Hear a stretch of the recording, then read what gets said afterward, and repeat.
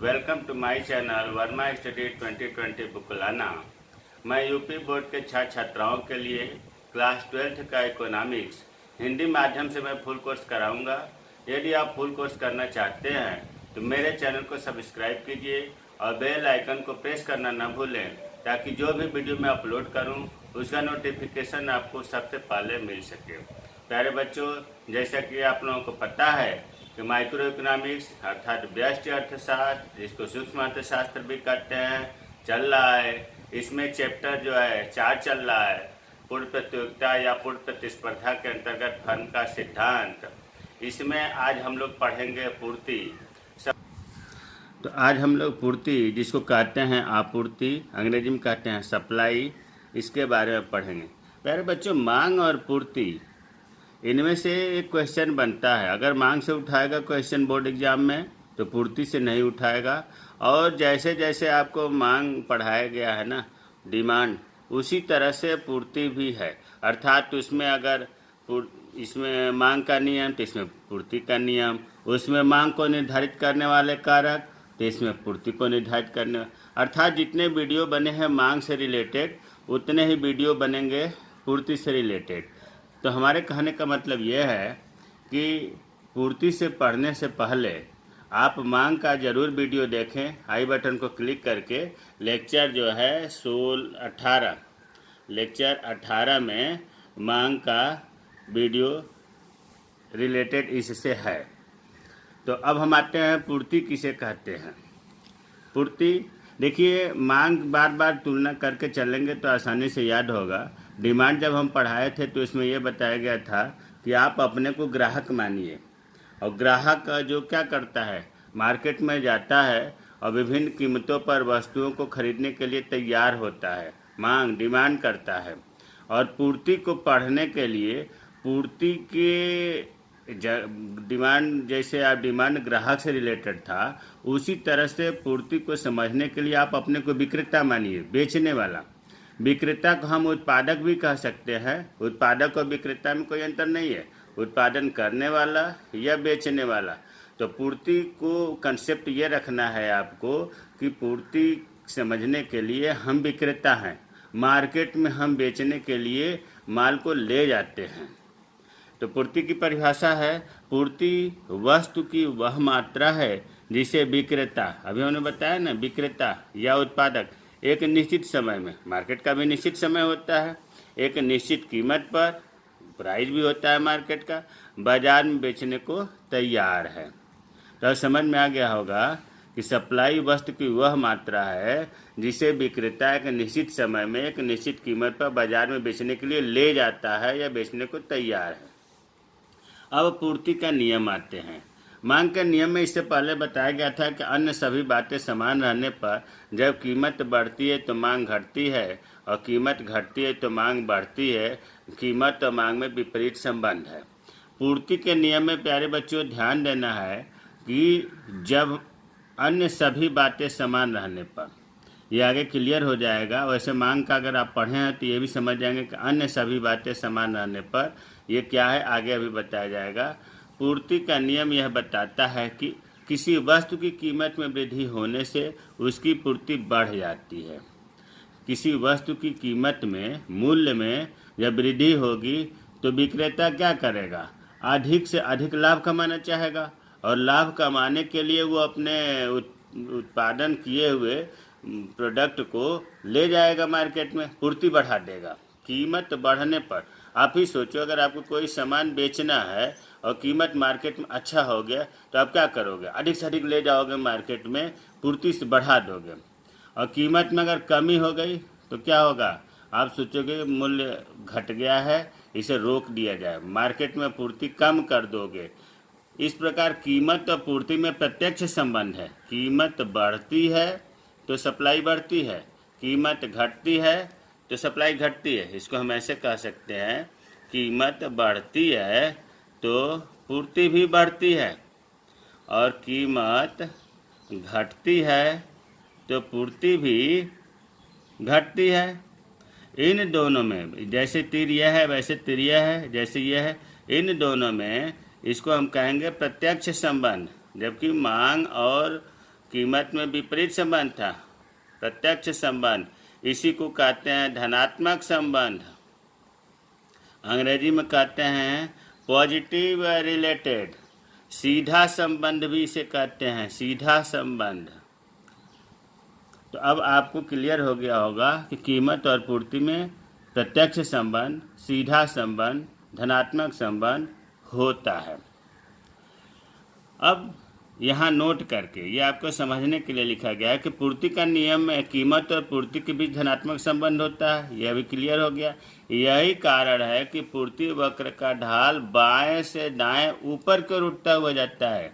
मांग वक्र में आपको बताया गया था कि ऐसे होता है डिमांड वक्र, बाएं से दाएं नीचे क्यों गिरता हुआ, क्यों? क्योंकि विपरीत संबंध होता है। लेकिन पूर्ति वक्र बाएं से दाएं ऊपर की ओर उठता हुआ होता है, बाएं से दाएं ऊपर की ओर उठ रहा है। देख रहे हैं क्यों ऐसा होता है?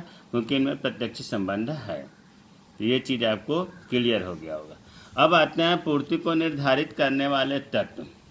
प्यारे बच्चों, मांग पर एक नज़र डालें तो मांग को निर्धारित करने वाले तत्व को व्यक्तिगत मांग को निर्धारित करने वाले तत्व भी कहते थे। उसी तरह इसमें भी है। पूर्ति को निर्धारित करने वाले तत्व का अर्थ हुआ कि ये व्यक्तिगत पूर्ति की बात होती है। दो तरह की पूर्ति होती है, व्यक्तिगत पूर्ति और बाजार पूर्ति।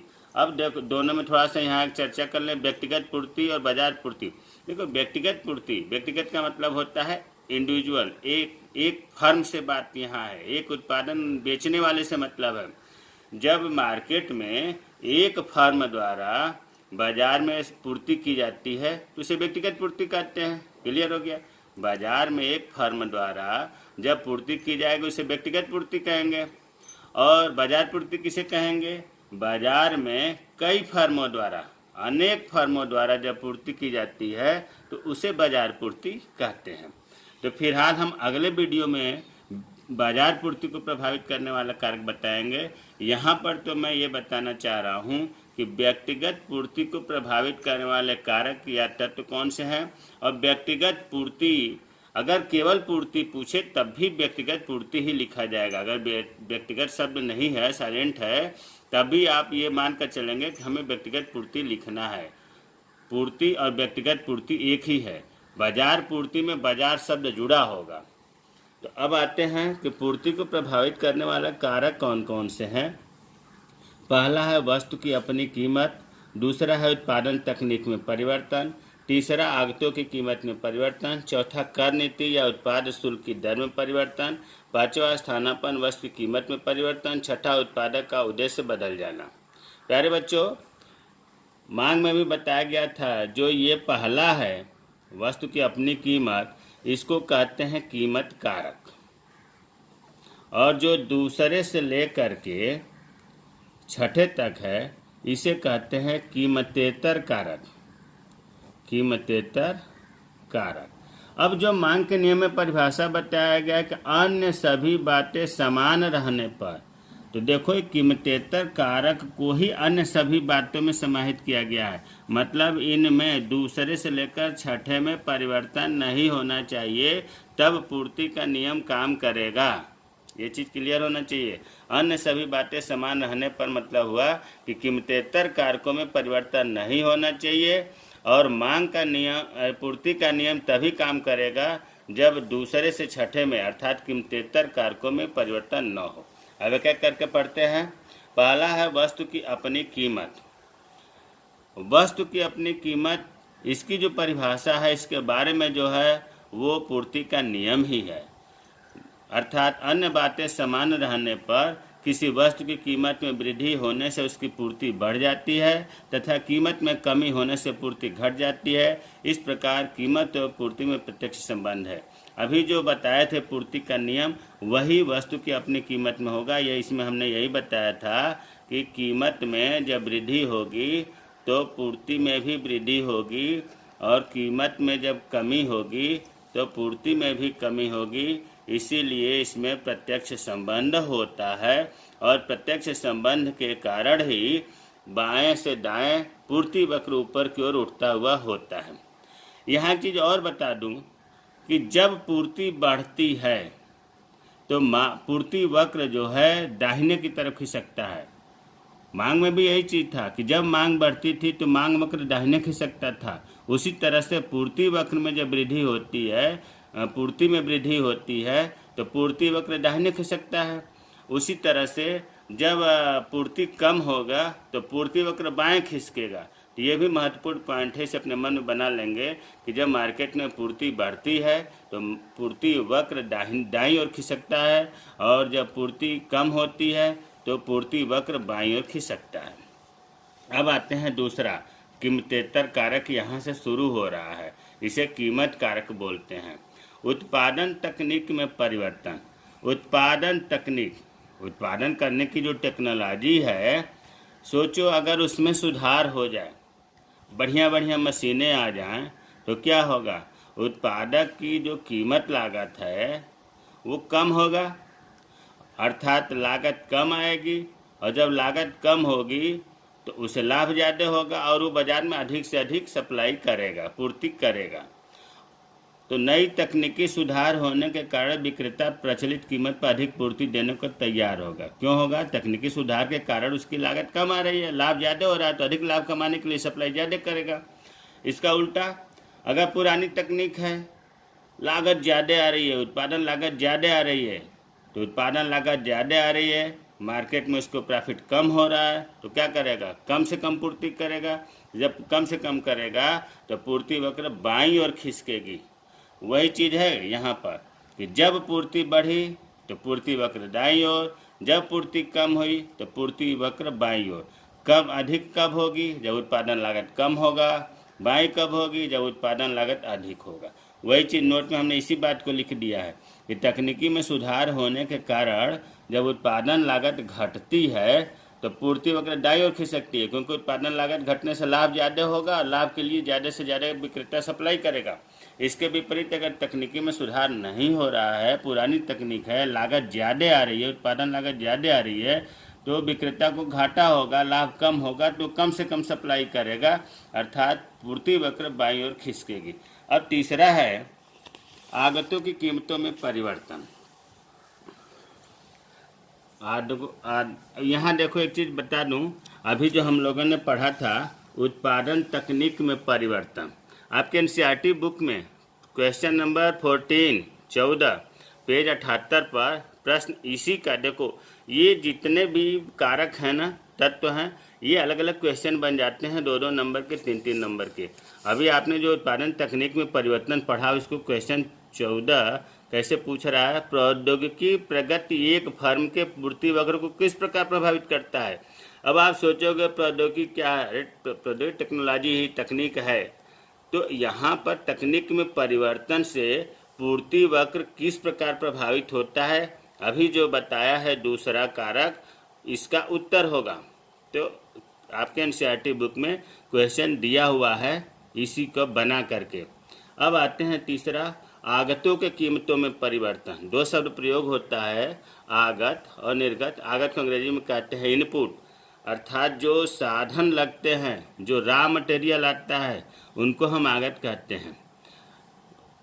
तो अब यहाँ एक चीज़ अपने मन से ही सोचो कि कोई भी उत्पादक करने वाला है, उसको रॉ मटेरियल, कच्चा माल या उत्पादन के जो साधन हैं, उनको कीमत बहुत ज़्यादा हो, कच्चा माल वो महंगा ला रहा है, तो क्या होगा? उत्पादन लागत बढ़ेगी, और जब उत्पादन लागत बढ़ेगी तो पूर्ति वक्र बाईं ओर खिसकेगी।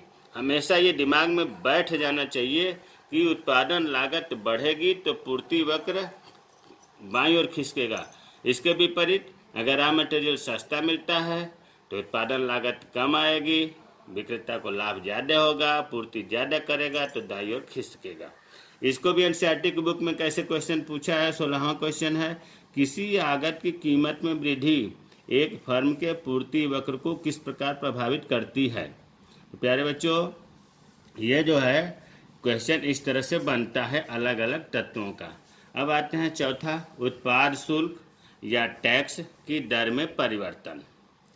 सोचो, मान लो कोई उत्पादक है, उत्पादन कर रहा है और सरकार जो है उस पर टैक्स बहुत ज़्यादा लगा दी, उत्पादन शुल्क बहुत ज़्यादा लगा दी, तो क्या होगा? उत्पादन लागत बढ़ेगी, और जब उत्पादन लागत, तो ये जो है कर में की दर में जब वृद्धि होती है तो क्या होता है, लागत बढ़ जाएगी, उत्पादन लागत बढ़ जाएगी, और जब लागत बढ़ेगी तो पूर्ति वक्र बाईं ओर खिसकेगा। उसी तरह इसके विपरीत अगर गवर्नमेंट सब्सिडी देने लगी तो विक्रेताओं को क्या होगा, उत्पादन करेगा तो उत्पादन लागत घट जाएगी, और उत्पादन लागत घटते ही उन्हें लाभ ज़्यादा होगा तो पूर्ति ज़्यादा करेंगे मार्केट में, तो पूर्ति वक्र दाईं ओर खिसक जाता है। इसको क्वेश्चन नंबर 15 एनसीईआरटी के जो एक्सरसाइज है उसमें 15वां क्वेश्चन है, इकाई कर लगाने से फर्म के पूर्ति वक्र को किस प्रकार प्रभावित करता है। इकाई कर का मतलब हुआ टैक्स, उत्पाद शुल्क की बात हो रही है। 5वां स्थानापन्न वस्तु की कीमत में परिवर्तन। संबंधित वस्तु की कीमत में परिवर्तन। संबंधित वस्तु को 2 भागों में बांटा जाता रहा अब तक, स्थानापन्न वस्तु और दूसरा पूरक वस्तु। प्यारे बच्चों, पूरक वस्तु से ज़्यादा फर्क नहीं पड़ता है, प्रभाव नहीं पड़ता है पूर्ति का, इसलिए केवल स्थानापन्न वस्तु का अलग से पॉइंट बता दिया गया। स्थानापन्न वस्तु क्या है? स्थानापन्न वस्तु वे वस्तु होती है जो एक दूसरे के स्थान पर प्रयोग की जाती है। तो जो स्थानापन्न वस्तु है अगर उसकी कीमत में वृद्धि हो जाएगी तो क्या होगा, जो मूल वस्तु है, पहले वाली वस्तु है, उसकी क्या होगा, कीमत घटेगी, और जब कीमत घटेगी तो पूर्ति वक्र दाईं ओर खिसकेगा। इसके विपरीत अगर स्थानापन्न वस्तु की कीमत बढ़ गई तो फिर पूर्ति वक्र बाईं ओर खिसकेगा। छठा है उत्पादन का उद्देश्य बदल जाना। उत्पादक जो है अधिक से अधिक लाभ कमाना चाहता है, इसके लिए क्या करना होगा, अधिक से अधिक बिक्री करना होगा।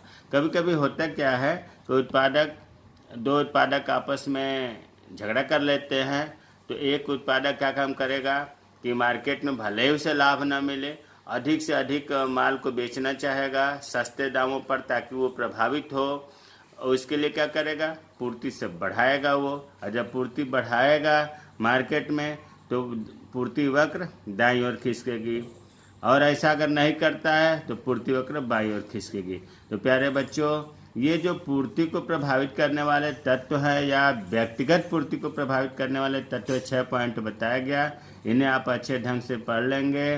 जय हिंद, जय भारत।